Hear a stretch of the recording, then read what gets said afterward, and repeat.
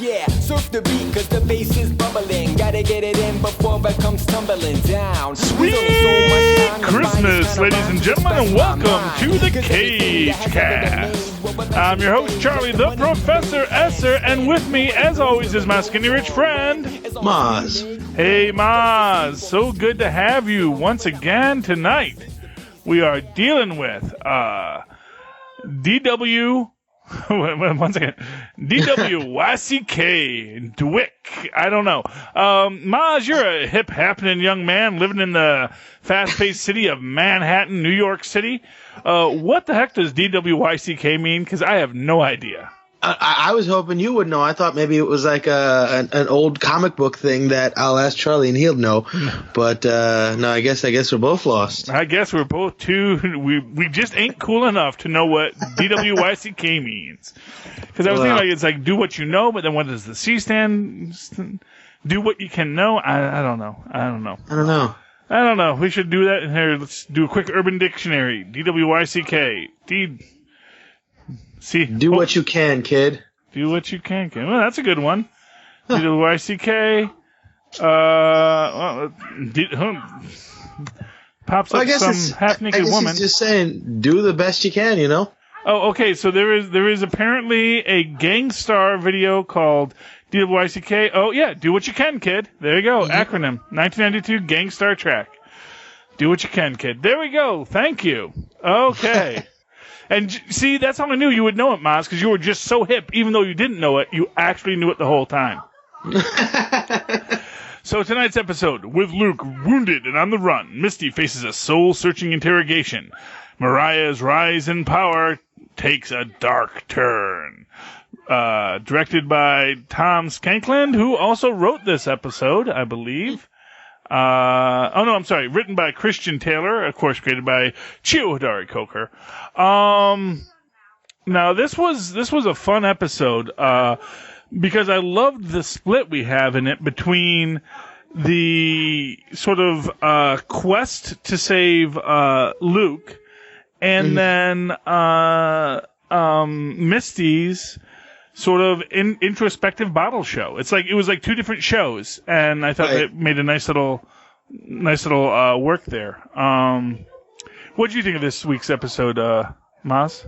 I mean, I thought it was one of the slower episodes, I guess. Okay. But it ends on a really, really intense note. Oh yes. Yes. It's a talkie episode, and this is an exposition episode. Yeah. Although you have to say we get that real comic book universe rule of, in business, let's try killing them once again. But we'll get to that in a minute. So we open up and Misty is in an interrogation room. Well, actually, no. First up, we open up with do we open up with Misty again? I'm sorry. At the club again. Oh, we open at the club again. Yeah, well, I mean, I think so. There's like a new band playing at the club. Oh yeah, the Shades is in the window. Yes, yeah. No, that actually comes a little later because I know first we have Luke getting out of the garbage truck. Right. He gives the catchphrase "Sweet Christmas." Right. Which everyone loves, and of course because he smells his jacket, that nice peacoat, that David Banner brand peacoat, and it does not smell good. No. And then I think we get the cut to. Then we get the music ad, and then we get. Or do we? Yeah, I'm sorry. Anyway, so there are basically three. There are three parallel stories going on. One is Luke dealing with himself. The other is Misty dealing with. Dealing with basically, it's very interesting how they set up. Let's tackle Misty's story first. Yeah. So Misty is in an interrogation room with a gentleman. Gabe Krasner is his character's name. John Skirty is the actor, who is. Let's see. I'm trying to see if he's ever done anything we'd know. Oh, he was in the Amazing Spider-Man as the uncredited doorman, so that's always good. Yeah, he is a guy that you recognize when you see him, though you don't know where from. He has been in a lot of stuff. He's a character actor, and he's your basic fat guy, non-threatening person. And here he is. Oh, he plays Detective Reeves on CBS's Blue Bloods right now. And of course, they mentioned that he was on Luke Cage in his IMDb. Because hey, if you were on Luke Cage, wouldn't you want that mentioned? Yeah, absolutely. See, it's interesting when the scene first sets off. You're kind of left wondering what that guy's intentions are. Are they here to screw over Misty, or are they there just trying to protect their asset? Because she's so good at what she does. So you're kind of not sure about what is going on here. And she's certainly not helping because she's still emotional. Oh, yeah. Well, I guess it's possibly just the kind of guy I am. I did assume the best possible intentions, and I assumed that he was actually just exactly what he said he was, that he was, the union liaison, not the union liaison, the peer counselor, that he was just a peer counselor sitting here to talk. And, it kind of reminded me, every so often you'd get if you ever watched MASH, you'd have these episodes where they had the psychiatrists come through to talk to people to sort of do some, PTSD screening. And in the same way you had that same very antagonistic view people had towards him because they didn't want to talk about what was bothering them. But of course they had to talk. And of course he played it perfectly. We were sitting there and she's like, then why am I in an interrogation room? And he says, would you be more forthcoming at Starbucks, And they go over their old bars, and that's always fun. But it's nice because we get some great backstory on Misty. Not the least of which is why she became a cop, which is a pretty dark story. Yeah. Apparently her cousin was viciously murdered by our very evil city of New York. Yeah. And you get a lot, excuse me, you get a lot of back and forth on this about, what she did, and apparently this has to do with her attacking Claire Temple last episode. Yeah. Because she apparently spoke out of turn as far as Misty was concerned, and Misty was feeling very like she says vulnerable. She wanted to take control back. Yes, and for what it's worth, our interrogator had her pegged the whole time. That that's why you were the point guard, because you wanted to be in control. You wanted to distribute the points, and she shoves it off and says, "No, I was short, and I wanted to be on the team. That was the role I could play." But yeah, I think those are just justifications we make for ourselves. Well, exactly.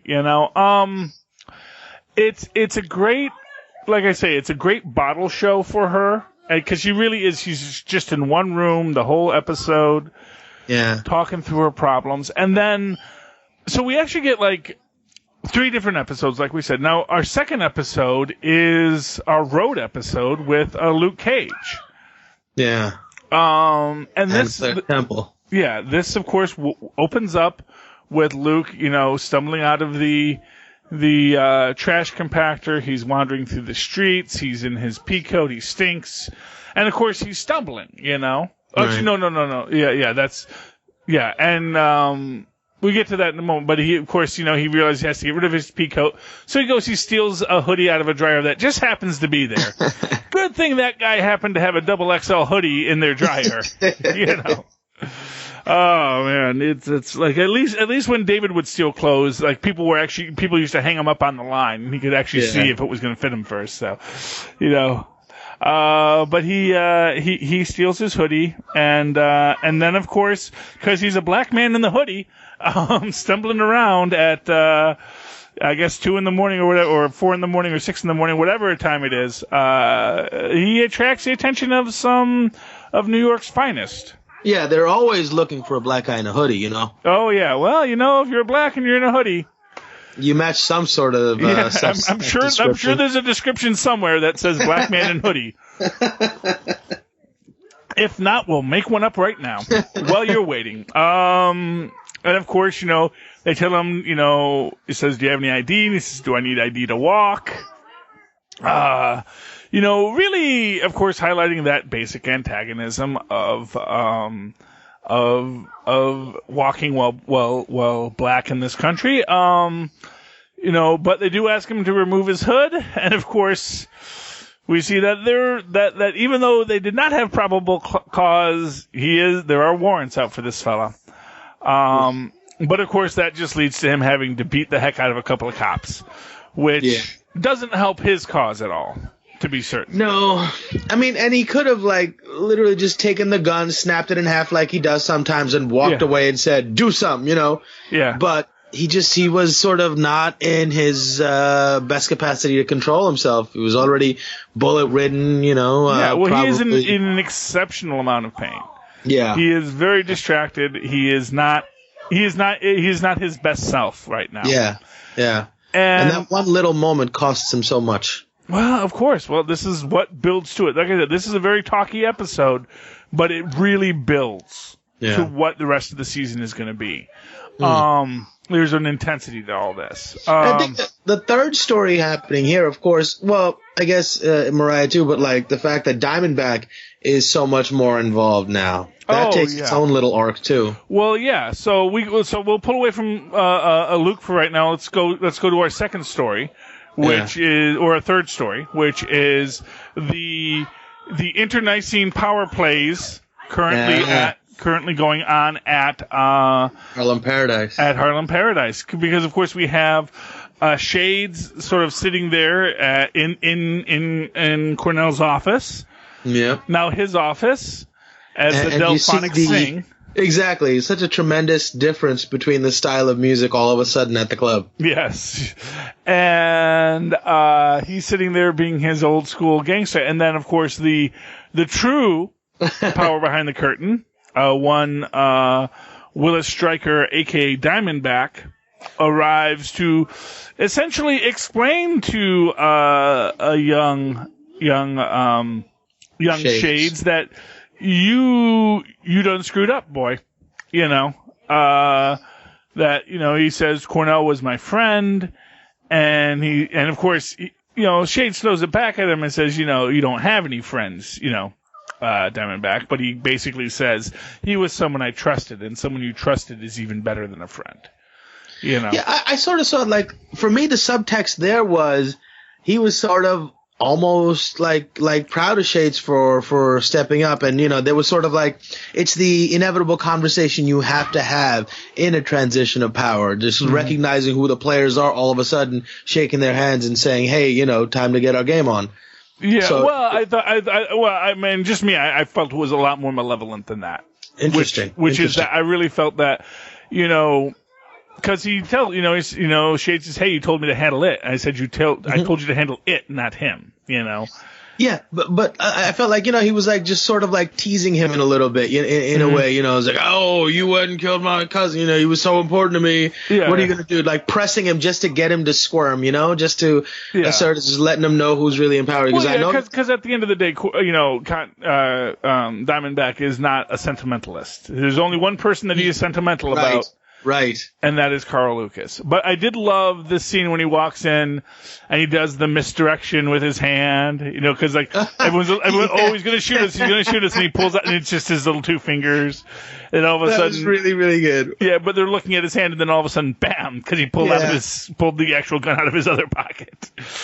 Yeah. No tricks. He seems to enjoy killing people to a different level. It's an art to him. He really seems to enjoy making cool, fun trick shots and stuff. Oh yeah. Well, he definitely is a supervillain.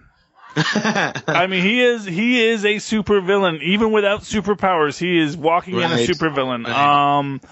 I tell you, there's a lot of things that are not perfect about Diamondback, but Eric LaRae Harvey makes up for a lot of it here. There are a lot of things that are going to be, you're going to watch it, you're going to go, but he is so, honestly, he would have made a great Tombstone in a Spider-Man movie. But I am glad we have him here as Diamondback in Luke Cage. No, it seems hard for me to sort of grasp the fact that he's such he's supposed to be the big badass, like the boss of all the bad guys we've seen so far. But he seems so sort of like his focus seems to be so minute.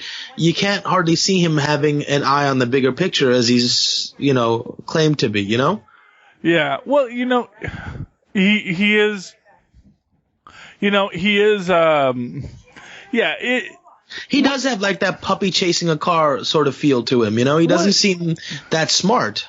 Well, maybe there's just more to see, I guess. What it is, and of course this was the issue with Cornell, is that there is a personal aspect. This is why Shades really does come out so well in these, is because Shades is the one person that is nothing personal. Clearly, Diamondback has a personal interest in Luke Cage, and that feeds into what it is. And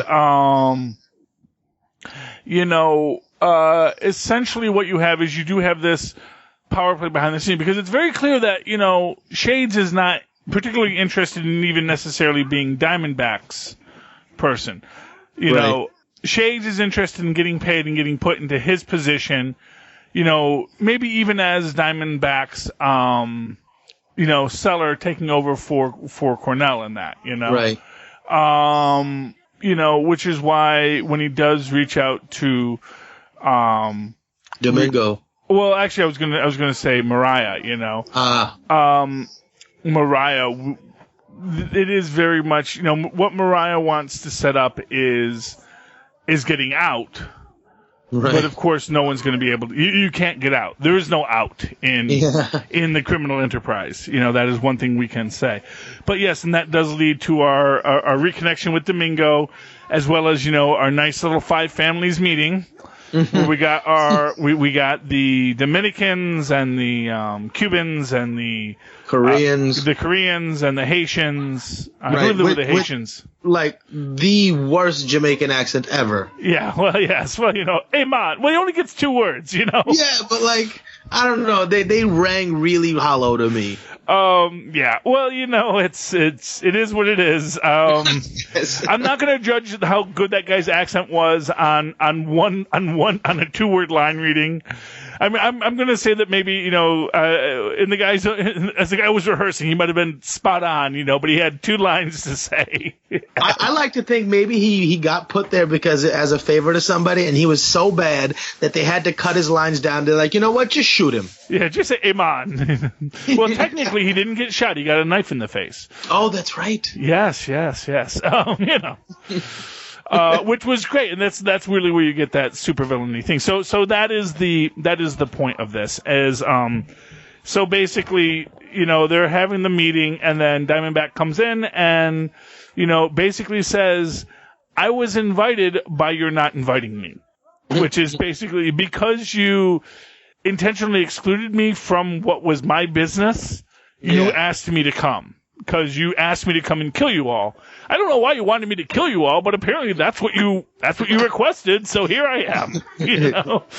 Classic, and again, classic supervillainy. I mean, people who say the MCU has a villain problem aren't watching Luke Cage, because this was, and Daredevil too. I think you really have gotten some great villains in our MC universe. And for what it's worth, Kilgrave in Jessica Jones. These are like the best villains I think we have had so far in the Marvel Cinematic Universe, short of Loki, have been these guys in the Netflix universe. Yeah, because you have the villains that want to destroy the whole world, but there's so much room for villains that just want to mess up like a little part of town. Well, because they're more human level. And that makes them all the more frightening, I think, because and that's the thing. A guy like Loki, who wants, to put it into these kind of perspectives, the guy who wants to be the monster who rules the world is actually a much easier guy to get along with than the guy who wants to be the guy on your block who rules, because you're much more likely to run afoul of the guy on your block than you are to run afoul of the guy who wants to rule the world. You know, so that guy on your block who's kicking everybody out or who's, you know, exerting his force on local businesses, that if you live in that area, that's so much more personal and so much more visceral. If you, you know, if Loki winds up ruling the world, generally speaking, you're probably going to go to work the next day because people still need to go to work, you know. You know, I mean, you know, to not to get all political again, but, you know, when you think about, like, you know, how much Trump will screw over the world, probably a lot. But the fact of the matter is, for most people, you still got to go to work in the morning, you know. You know, it's not like you're personally going to run afoul of him, you know, unless, of course, you happen to be Muslim or you know, 2 shades darker than me, and, you know, which includes most of the people I know. So, yeah, there are a lot of downsides to it, but it's much less personal when it's a world destroying supervillain rather than the local supervillain. Right. Okay, so we get this great scene here with basically after Diamondback comes in, murderizes, as he says, I'll murderize everybody. I love that too. That's such an old school bad guy thing to say. Yeah, murderize. Well, it's a Bugs Bunny thing to say, you know. That's true. I'll murderize him, and it is a very interesting way for him to turn that phrase. Because it is, and again, I guess from what you're saying, where like, you know, Diamondback seems almost childlike in his, you know, it feeds into that. And and of course, one of the things we are going to see is that, you know, in many ways, yeah. You know, and for what it's worth, I hadn't even put that together till just now. You know, when you look at Kingpin and his presentation, he very much was always, you know, a child in a man's body, dealing with a world that was, you know, that he was taking over because he just happened to have the power. And, you know, Diamondback likewise will get this idea of this person who still has this heavy weight from his childhood that feeds into his villainy. You know, and I guess when we think about man-child supervillains, I guess again we come right back into our modern political sphere. Yeah. You know, just, oh yeah, he's a man-child. Okay. So, but what's great about this scene is, of course, he murders everyone, and then he comes, you know, he tells Domingo that, you know, I got no real beef with you, per se, so I'm going to let you live, which is like, you know, okay.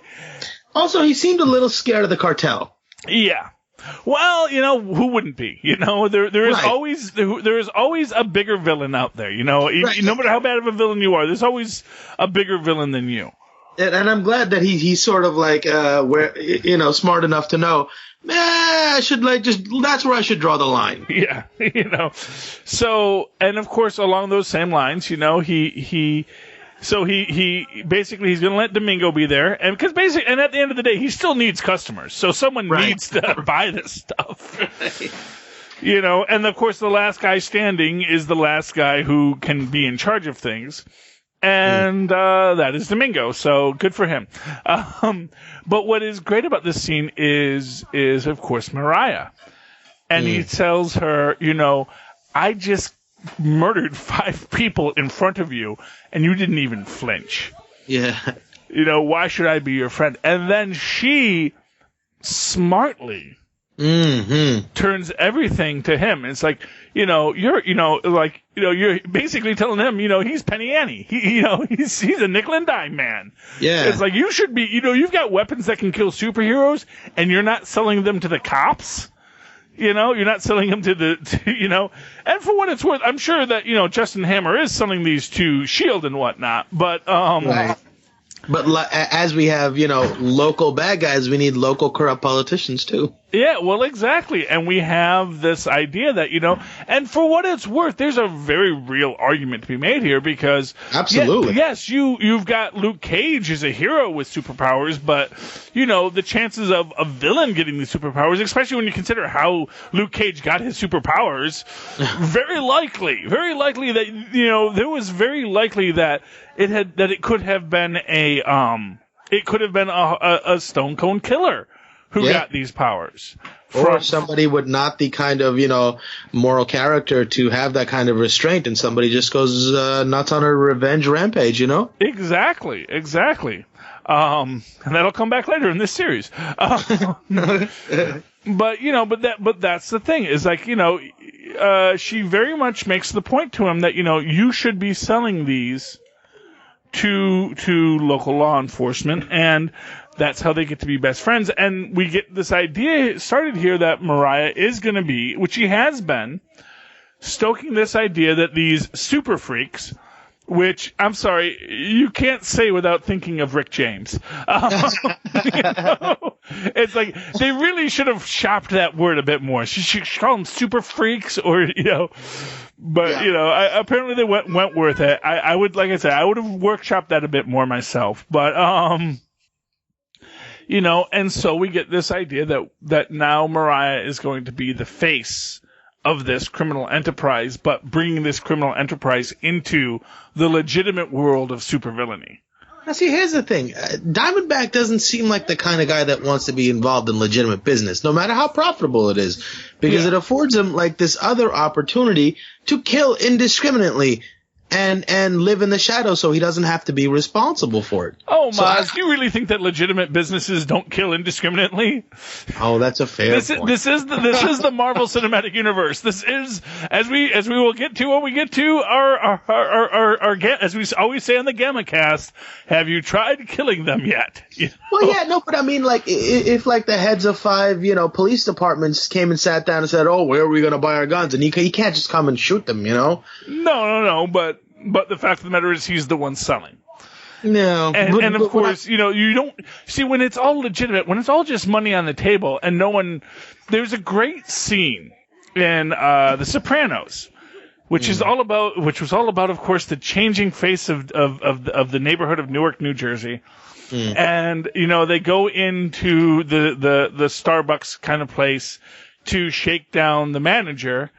And of course, to shake down the owner, but there's no owner because it's a franchise, and it's just the guy there, and he's like, I can't give you money out of our register. And he's like, well, maybe things will happen. He says, okay, well, we got insurance, and so when we come from here, I said, well, then I quit, I don't need this. It's just this fact that there's not that one-on-one person to deal with. When people aren't personally involved, so, when you sit down with law enforcement, they're not personally involved. And you say, well, we've got guns. Here's the price. And it says, okay. Is anyone else selling these guns? Nope. These are Hammer originals. Okay. Well, then there you go. Here's your check.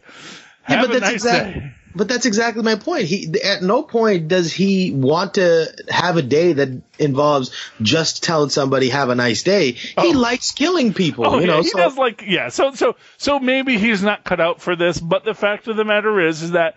But this is why, for what it's worth, maybe Shades and Mariah are really the better villains in this. I agree. Or not just that, but like if you gotta have a villain for order to work, for energy to flow from one place to the other, then these are the people that can get it done with hurting, the least amount of people. Well, exactly. Well, this is Kingpin's point of view from the start. Is this idea of organized crime?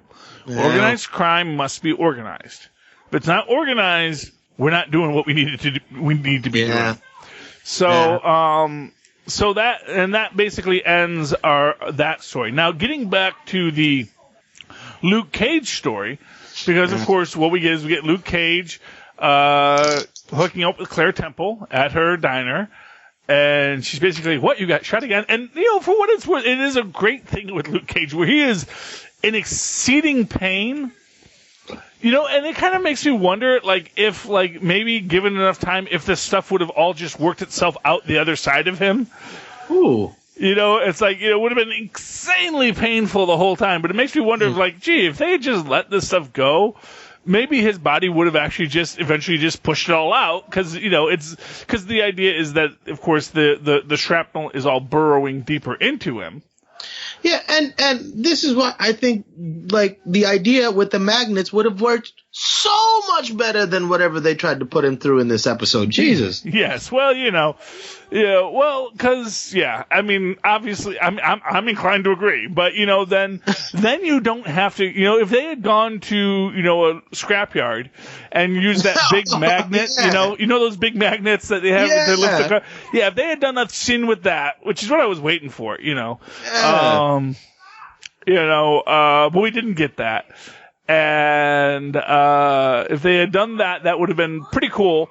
But they didn't, and and instead we get to what winds up being I think a more scientific approach. Barely. A scientific approach in the sense that there is an actual scientist there.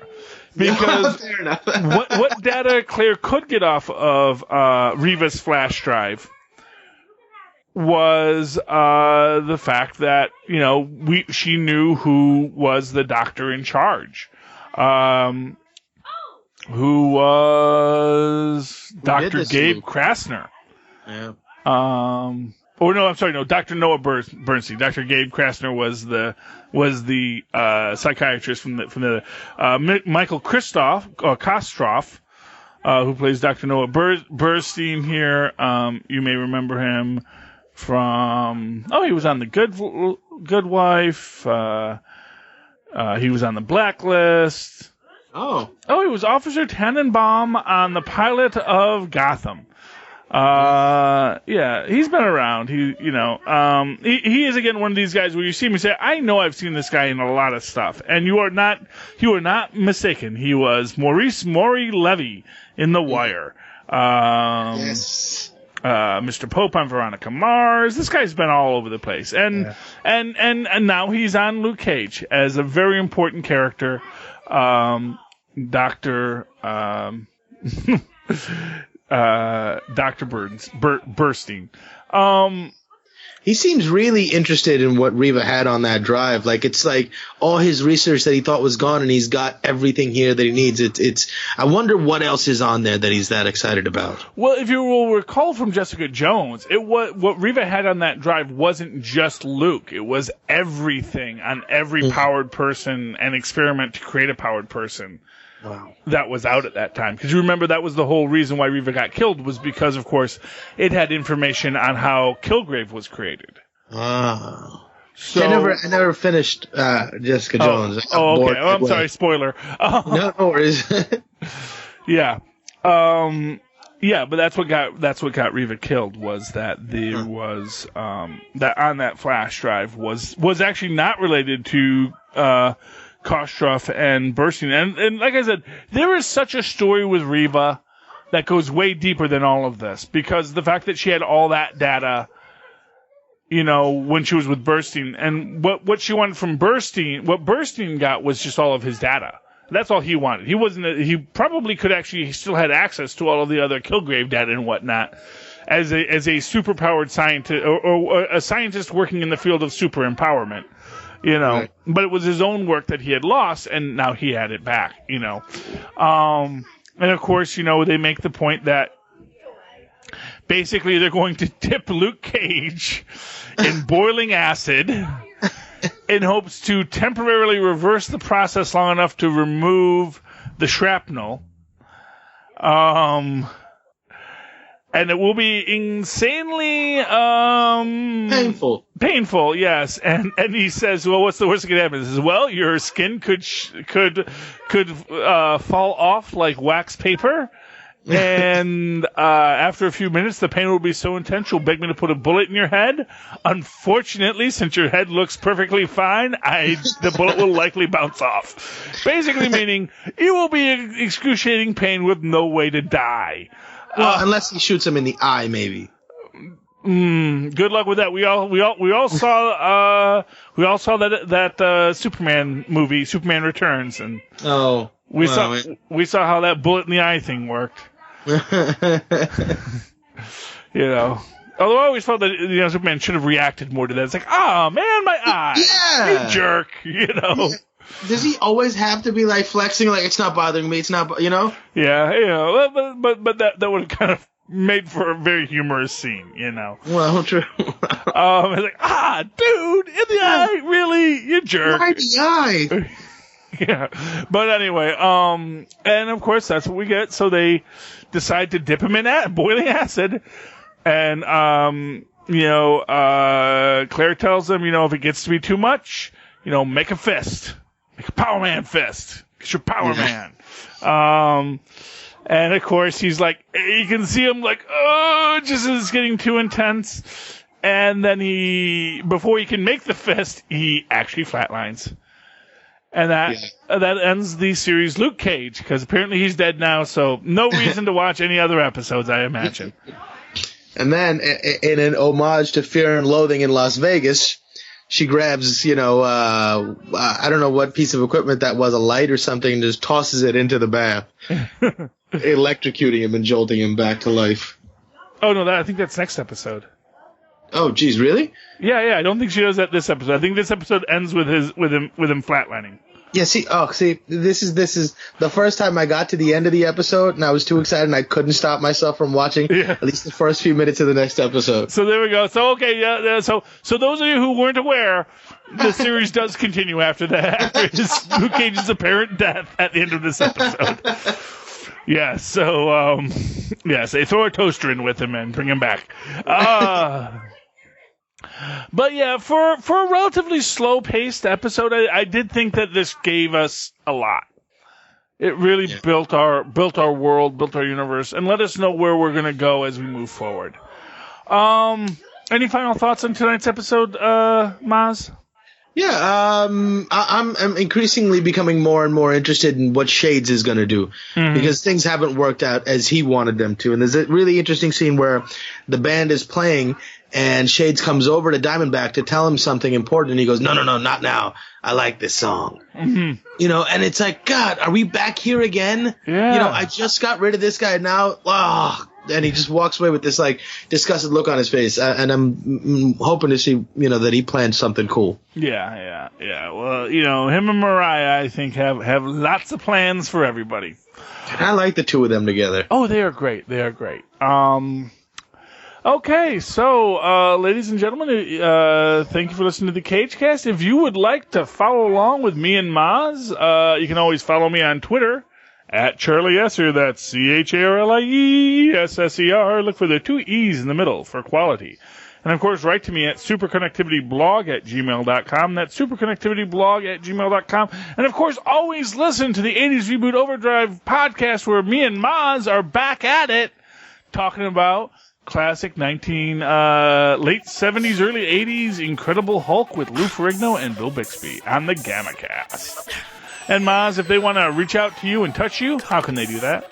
They can email me at mozzmanzor@gmail.com. It's MOZZMANZOOR.